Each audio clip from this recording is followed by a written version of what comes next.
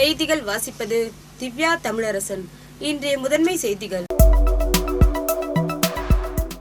Pondicherry round table 70 சார்பில் தேர்ந்தெடுக்கப்பட்ட 70 மாணவர்களுக்கு வருடாந்திர கல்வி உதவித் தொகையினை முதலமைச்சர் ரங்கசாமி வழங்கினார். முத்தியால்பேட்டையில் பாலியல் படுகொலை செய்யப்பட்ட சிறுமியின் குடும்பத்திற்கு முதல்வர் நிவாரண நிதியில் இருந்து ரூபாய் 20 லட்சத்திற்கான காசோலையை சட்டமன்ற உறுப்பினர் பிரகாஷ்குமார் முன்னிலையில் சிறுமியின் பெற்றோரிடம் முதலமைச்சர் ரங்கசாமி வழங்கினார். புதுச்சேரி பழைய துறைமுகத்தில் இருந்து சுப்பையா சாலை முழுவதும் சாலையின் இரு புறங்களிலும் போக்குவரத்திற்கு இடையூறாக இருந்த ஆக்கிரமிப்புகளை போலீசார் பாதுகாப்புடன் பொதுப்பணித்துறை ஊழியர்கள் அதிரடியாக அகற்றினர். செய்திகள் தொடர்கின்றன.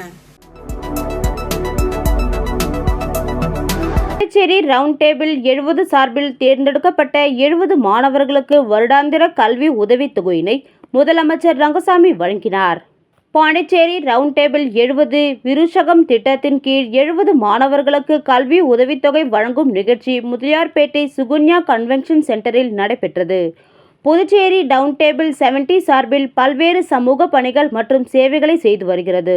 அதன் ஒரு பகுதியாக பெற்றோர்கள் இழந்த பிள்ளைகள், தந்தை அல்லது தாய் யாராவது ஒருவரை இழந்த பிள்ளைகள், மிகவும் வறுமை கோட்டிற்கு கீழ் வாழும் பிள்ளைகள் என 70 மாணவர்களை தேர்வு செய்து அவர்களுக்கு வருடாந்திர தேவையான கல்வி உபகரணங்கள் உள்ளிட்ட அனைத்து செலவுகளையும் பாண்டிச்சேரி ரவுண்ட் டேபிள் 70 விருட்சம் திட்டத்தின் மூலம் செலுத்தப்படும்.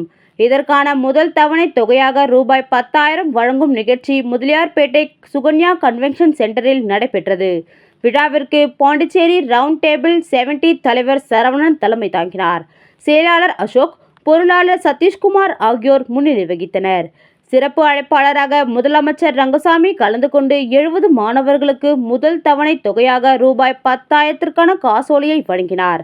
விழாவில் அமைச்சர் லட்சுமி நாராயணன், சம்பத் சட்டமன்ற உறுப்பினர் செண்பகா, கார் ஷோரூம் நிறுவனர் Ashokan, Pondicherry round table 70 area chairman Sujay Sudarsanan, Raman traders நிறுவனர் விமல் சேட்டன் ஆகியோர் கலந்து கொண்டு வாழ்த்துரையை வழங்கினர். இந்த விழாவில் பாண்டிச்சேரி ரவுண்ட் டேபிள் 70 உறுப்பினர்கள், மாணவர்கள் உள்ளிட்ட பலர் கலந்து கொண்டனர்.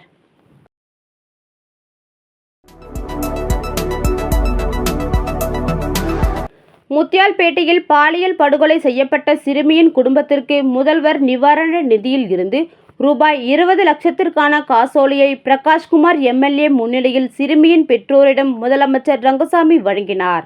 புதுச்சேரி முத்தியால்பேட்டை பகுதியில் வன்கொடுமையால் பாதிக்கப்பட்டு இறந்த செல்வி ஆர்த்தியின் பெற்றோரிடம் ஆதிதிராவிடர் மற்றும் பழங்குடியினர் நலத்துறை வன்கொடுமை தடுப்பு சட்டத்தின் கீழ் இருப்பிற்கான முதல் தவணையாக 50% நிதியாகிய ரூபாய் 4,12,500 மற்றும் புதுவை அரசின் கூடுதல் நிவாரணமாக ரூபாய் 3 லட்சம் ஆக மொத்தம் 7,12,500 நிதிக்கான ஆணையினை முதலமைச்சர் ரங்கசாமி கடந்த மார்ச் மாதம் வழங்கினார். இது தவிர ஆதிதிராவிடர் நலம் மற்றும் பழங்குடியினர் நலத்துறை சார்பில் எதிர்பாராத விபத்தில் இறக்கும் குடும்பத்தினருக்கு இழப்பீடு வழங்கும் திட்டத்தின் கீழ் ரூபாய் 10 லட்சம் இழப்பீடு தொகையாக முதலமைச்சர் ரங்கசாமி ஆர்த்தியின் பெற்றோரிடம் கடந்த மார்ச் 11ஆம் தேதி வழங்கினார். மேலும் முதலமைச்சர் ஏற்கனவே அறிவித்தபடி முதலமைச்சர் நிவாரண நிதியில் இருந்து ரூபாய் 20 லட்சத்திற்கான காசோலையினை சிறுமி ஆர்த்தியின் பெற்றோரிடம் முதலமைச்சர் ரங்கசாமி இன்று வழங்கினார்.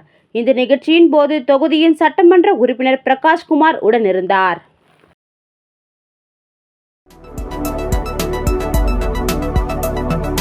புதுச்சேரி பழைய துறைமுகத்தில் இருந்து சுப்பையா சாலை முழுவதும் சாலையின் இரு புறங்களிலும் போக்குவரத்திற்கு இடையூறாக இருந்த ஆக்கிரமிப்புகளை போலீசார் பாதுகாப்புடன் பொதுப்பணித்துறையினர் ஊழியர்கள் அதிரடியாக அகற்றினர்.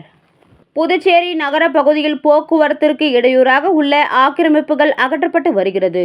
அதன்படி புதுச்சேரி பழைய துறைமுகத்தில் இருந்து சோனாம்பாளையம் 4 முனை சந்திப்பு வரை சுப்பையா சாலையின் இரு புறங்களிலும் உள்ள கடைகளால் போக்குவரத்து பாதிக்கப்பட்டு விபத்து ஏற்படுவதாக தொடர் புகார் வந்ததை தொடர்ந்து பொதுப்பணித்துறை அதிகாரிகள் இன்று ஜேசிபி இயந்திரம் மூலம் போலீசாரின் பலத்த பாதுகாப்புடன் சாலைகளின் இரு புறங்களில் உள்ள ஆக்கிரமிப்புகளை அகற்றினார்கள். இதற்கு ஒரு சில கடை உரிமையாளர்கள் எதிர்ப்பு தெரிவித்து அதிகாரிகள் மற்றும் போலீசாருடன் கடுமையான வாக்குவாதத்தில் ஈடுபட்டதால் சிறிது நேரம் பரபரப்பு நிலவியது. இதனைத் தொடர்ந்து ஆக்கிரமிப்புகள் அகற்றப்பட்டது. மேலும் தொடர்ந்து புதுச்சேரி முழுவதும் சாலைகளின் இரு புறங்களிலும் ஆக்கிரமிப்புகள் அகற்றப்பட உள்ளது என்றும், தொடர்ந்து போக்குவரத்திற்கு இடையூறாக கடைகள் வைத்தால் கடுமையான நடவடிக்கை எடுக்கப்படும் என்றும் எச்சரித்தனர்.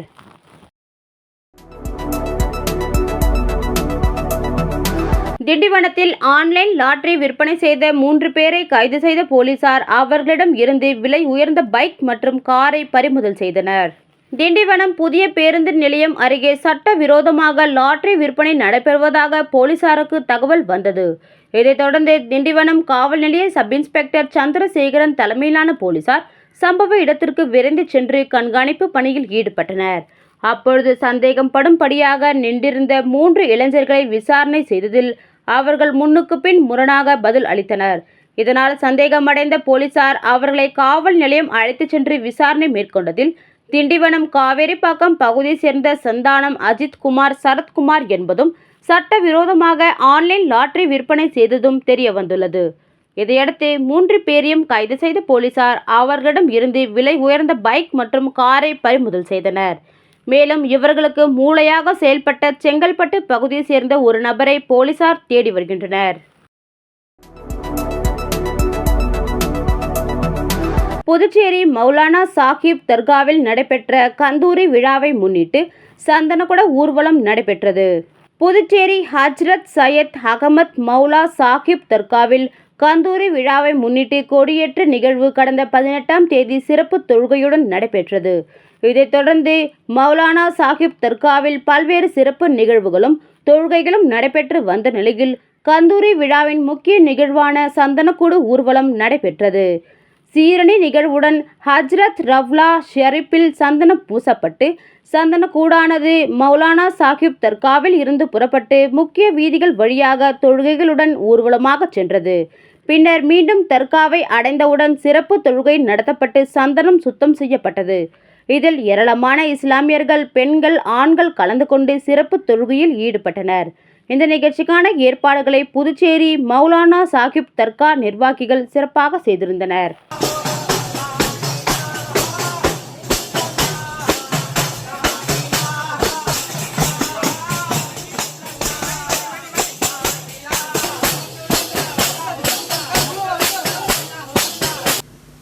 விளம்பர இடைவெளிக்கு பிறகு மற்ற செய்திகளை காணலாம்.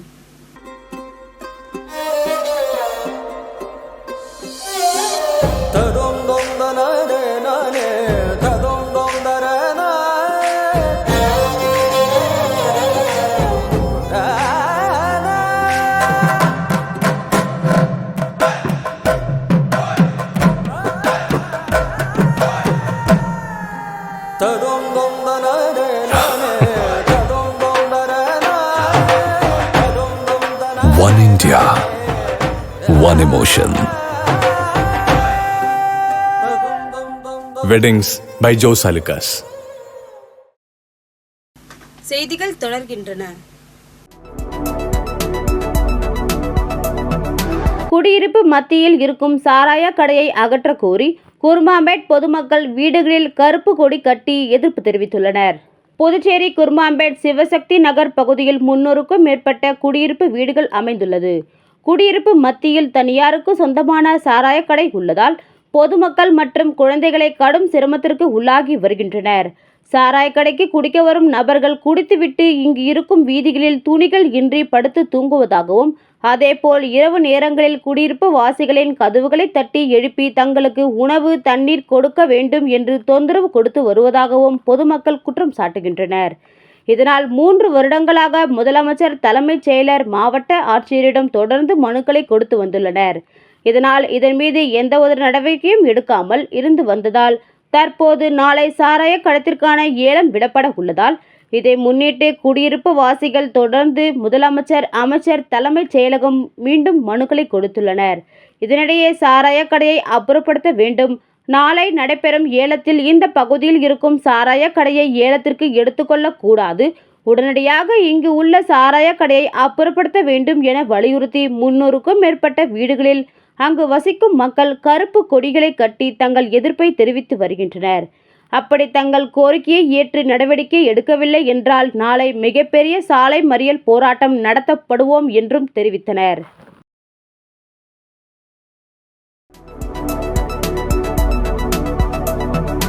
புதுச்சேரி அரசு நலவழித்துறை சார்பில் டாக்டர் அப்துல் கலாம் நினைவு ஆங்கில நடுநிலைப் பள்ளியில் மலேரியா எதிர்ப்பு மாதத்தை கடைபிடிக்கும் வண்ணமாக ஓவியப் போட்டி நடத்தப்பட்டது. புதுச்சேரி அரசு நலவழித்துறை சார்பில் தேசிய கொசு மற்றும் பூச்சிகளால் பரவும் நோய் தடுப்பு திட்ட அலுவலகம் மற்றும் மடுக்கரை சுகாதாரம் மற்றும் நல்வாழ்வு மையமும் இணைந்து டாக்டர் அப்துல் கலாம் நினைவு ஆங்கில நடுநிலைப் பள்ளியில் பயிலும் மாணவ மாணவிகளிடையே மலேரியா எதிர்ப்பு மாதத்தை கடைபிடிக்கும் வண்ணமாக ஓவியப் போட்டி நடத்தப்பட்டது. இந்த நிகழ்ச்சியில் மருத்துவ அதிகாரி பிரியதர்ஷினி மலேரியா காய்ச்சல் பரவும் மற்றும் தடுப்பு முறைகள் பற்றி சிறப்புரையாற்றி ஓவியப் போட்டியில் வெற்றி பெற்ற மாணவ மாணவியருக்கு பரிசுகள் வழங்கி சிறப்பித்தார். சுகாதார உதவியாளர் மதியழகன், கிராம செவிலியர் வாணி, ஆஷா ஊழியர்கள் ஷியாமலா, பள்ளி முதல்வர் அன்னபூரணி மற்றும் ஆசிரியர் பெருமக்கள் பங்கு பெற்று சிறப்பித்தனர்.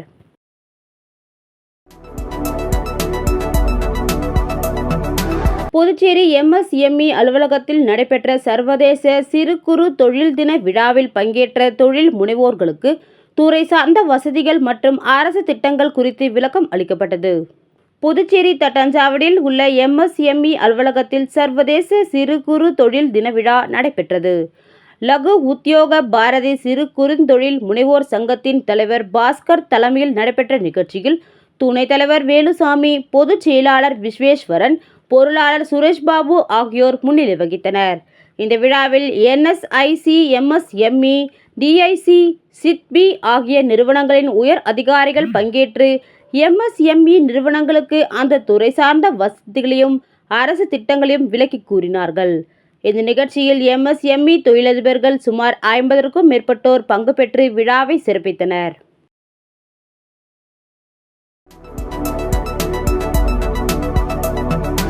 காரைக்கால் மாவட்டம் திருநள்ளாறு காவல் நிலைய போலீசாரின் நடவடிக்கைகளை கண்டித்து மார்க்சிஸ்ட் கம்யூனிஸ்ட் கட்சியினர் கண்டன ஆர்ப்பாட்டத்தில் ஈடுபட்டனர். காரைக்கால் மாவட்டம் திருநள்ளாறு காவல் நிலையத்திற்கு வரும் பொதுமக்களுக்கு உரிய மரியாதை அளிக்கப்படுவதில்லை என்றும், புகார் அளித்தால் எந்த நடவடிக்கையும் எடுக்காமல் அலைக்கழிப்பதாகவும், சட்டவிரோத கும்பலுக்கு ஆதரவாக போலீசார் செயல்படுவதாகவும் கூறி மார்க்சிஸ்ட் கம்யூனிஸ்ட் கட்சியினர் திருநள்ளாறு காவல் நிலையத்தை முற்றுகையிட்டு போராட்டம் நடத்தப்படும் என மார்க்சிஸ்ட் கம்யூனிஸ்ட் கட்சியினர் அறிவித்திருந்தனர். அதன்படி மாவட்ட செயலாளர் தமிழ் அன்சாரி தலைமையில் சுரக்குடி முகப்பில் 100க்கும் மேற்பட்ட மார்க்சிஸ்ட் கம்யூனிஸ்ட் கட்சியினர் ஒன்று கூடி பேரணியாக வந்து திருநள்ளாறு மேல வீதியில் கண்டன ஆர்ப்பாட்டத்தில் ஈடுபட்டனர். அப்பொழுது போலீசாரை கண்டித்து கண்டன கோஷங்களையும் எழுப்பினர். மார்க்சிஸ்ட் கம்யூனிஸ்ட் கட்சி சார்பில்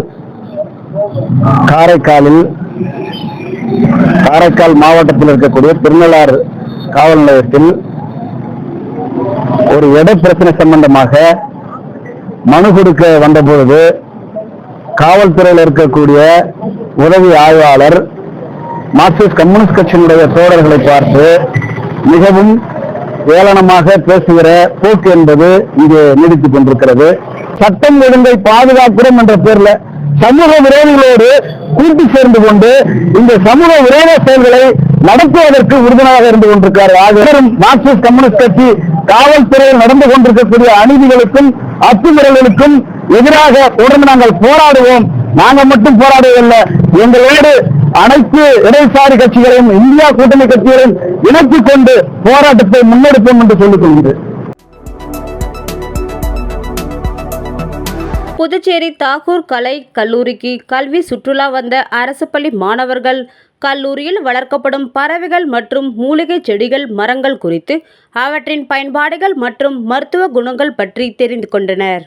புதுச்சேரி தாகூர் கலைக்கல்லூரி முதல்வராக சசிகாந்த் தாஸ் பொறுப்பேற்றவுடன் கல்லூரிக்கு பல்வேறு வளர்ச்சி பணிகளை செய்து வருகிறார். உள்கட்டமைப்பு வசதி, மாணவர்களுக்கு சுத்தமான குடிநீர், சுத்தமான காற்று உள்ளிட்ட பல்வேறு மேம்பாட்டு வசதிகளையும் செய்து வருகிறார். மேலும் இந்த கல்லூரி வளாகத்தில் முயல், கோழி, வாத்து உள்ளிட்ட பறவைகள் வளர்க்கப்படுகிறது. அது மட்டுமல்லாமல் கற்பூரவல்லி, கருந்துளசி, கீழா நெல்லி, புன்னை மரம், நாகலிங்கம், தூங்கு மூஞ்சி, கரிவேலம், மலைவேம்பு உள்ளிட்ட பல்வேறு மூலிகை மரங்களும் மூலிகை செடிகளும் வளர்க்கப்பட்டு பசுமை நிறைந்து ரம்யமாக காட்சியளிக்கும். இந்த பசுமை மூலிகை மரங்களை புதுச்சேரிக்கு வரும் பல்வேறு சுற்றுலா பயணிகளும் இந்த கல்லூரிக்கு வருகை புரிந்து பார்த்து வருகின்றனர். இங்குள்ள செடிகள் மற்றும் மரங்களில் QR கோட் மூலம் ஸ்கேன் செய்தால் ஒவ்வொரு தாவரங்களின் பயன்பாடுகளையும் அதன் மருத்துவ குணங்களையும் பற்றியும் தெரிந்து கொள்ளும் வகையில் அமைக்கப்பட்டுள்ளது. இந்த வகையில் தாகூர் கலைக்கல்லூரியில் உள்ள மூலிகை மரங்களை புதுச்சேரி தில்லைவாடி வள்ளியம்மன் பள்ளியை சேர்ந்த மாணவ மாணவிகள் சுமார் 175 பேர் இன்று கல்லூரிகளில் உள்ள மரங்களை சுற்றி பார்த்து மூலிகை மரங்களில் பயன்பாடுகள் மற்றும் அவர்களின் மருத்துவ குணங்களை தெரிந்து கொண்டனர். இந்த வகையில் தாகூர் கலைக்கல்லூரியில் உள்ள மூலிகை மரங்களை புதுச்சேரி தில்லைவாடி வள்ளியம்மன் பள்ளியை சேர்ந்த மாணவ மாணவிகள் சுமார் 175 பேர் இன்று கல்லூரிகளில் உள்ள மரங்களை சுற்றி பார்த்து மூலிகை மரங்களின் பயன்பாடுகள் மற்றும் அவற்றின் மருத்துவ குணங்களை பற்றி தெரிந்து கொண்டனர். மேலும் கல்லூரியில் வளர்க்கப்படும் காளான்கள் குறித்தும் கல்லூரி முதல்வர் சசிகாந்த் தாஸ் மாணவர்களுக்கு விளக்கமாக எடுத்து கூறினார். மேலும் ஒவ்வொரு தாவரங்களின் பயன்பாடுகள் மற்றும் மருத்துவ குணங்களை பற்றியும் மாணவர்கள் தெரிந்து கொண்டனர். இதுகுறித்து மாணவர்கள் கூறும் பொழுது, இது போன்ற ஒரு கல்லூரி புதுச்சேரியில் இருக்குமா என்று தற்போதுதான் தெரிந்து கொள்வதாகவும், இங்கு உள்ள மரங்கள் மற்றும் மூலிகை செடியில் பார்க்கும்போது தனக்கும் இது போன்று உருவாக்க வேண்டும் என்று ஆசை ஏற்பட்டுள்ளதாக தெரிவித்தனர். Oyster mushroom. This is known as oyster mushroom. Okay, the biggest size of mushroom you can see. Okay, I just wanted to show to all of you so that you can also start learning it. If you are learning lesson is good, so if you start doing it, then this will be the wonderful thing you can create. You can Indira Indane service மற்றும் புதுவை பாரதிதாசன் மகளிர் கல்லூரி நாட்டு நலப்பணி திட்டம் சார்பில் LPG பாதுகாப்பு பற்றிய விழிப்புணர்வு நிகழ்ச்சி கல்லூரி கலையரங்கத்தில் நடைபெற்றது. இந்திரா இண்டேன் சர்வீஸ் மற்றும் புதுவை பாரதிதாசன் மகளிர் கல்லூரி நாட்டு நலப்பணி திட்டம் சார்பில் சமையல் எரிவாயு சிலிண்டர் கையாள்வது மற்றும் பாதுகாப்பு குறித்த விழிப்புணர்வு நிகழ்ச்சி கல்லூரி கலையரங்கத்தில் நடைபெற்றது. இந்த நிகழ்ச்சியில் கல்லூரியின் முதல்வர் முனைவர் ராஜி சுகுமார் தலைமை தாங்கினார். திருச்சி மண்டல LPS சேல்ஸ் ஹெட் ஜெயபிரகாஷ், காவல் கண்காணிப்பாளர் Maran, Puducherry Indian oil LPG உதவி மேலாளர் சம்பத்குமார் ஆகியோர் மாணவிகளுக்கு LPG பாதுகாப்பு பற்றி விளக்கி பேசினர். இந்த விழாவில் இந்திரா இண்டேன் சர்வீஸ் பரசுராமன், மாநில NSS அதிகாரி சதீஷ்குமார் மற்றும் முன்னாள் ஆசிரியர் தேசிய விருதாளர் திலகவதி ஆகியோர் கலந்து கொண்டு சிறப்பித்தனர். இந்த விழாவின் ஏற்பாடுகள் கல்லூரியின் NSS அதிகாரிகள் ஆரோக்கியமேரி மற்றும் ராஜலட்சுமி செய்திருந்தனர். இதில் 200க்கும் மேற்பட்ட மாணவ மாணவிகள் பங்கு பெற்று பயன்பெற்றனர். மீண்டும் முதன்மை செய்திகள். பாண்டிச்சேரி ரவுண்ட் டேபிள் 70 சார்பில் தேர்ந்தெடுக்கப்பட்ட 70 மாணவர்களுக்கு வருடாந்திர கல்வி உதவித் தொகையினை முதலமைச்சர் ரங்கசாமி வழங்கினார். முத்தியால்பேட்டையில் பாலியல் படுகொலை செய்யப்பட்ட சிறுமியின் குடும்பத்திற்கு முதல்வர் நிவாரண நிதியில் இருந்து ரூபாய் 20 லட்சத்திற்கான காசோலையை சட்டமன்ற உறுப்பினர் பிரகாஷ்குமார் முன்னிலையில் சிறுமியின் பெற்றோரிடம் முதலமைச்சர் ரங்கசாமி வழங்கினார். புதுச்சேரி பழைய துறைமுகத்தில் இருந்து சுப்பையா சாலை முழுவதும் சாலையின் இரு புறங்களிலும் போக்குவரத்திற்கு இடையூறாக இருந்த ஆக்கிரமிப்புகளை போலீசார் பாதுகாப்புடன் பொதுப்பணித்துறை ஊழியர்கள் அதிரடியாக அகற்றினர். இத்துடன் இச்செய்தி அறிக்கை நிறைவு பெறுகின்றன. நன்றி, வணக்கம்.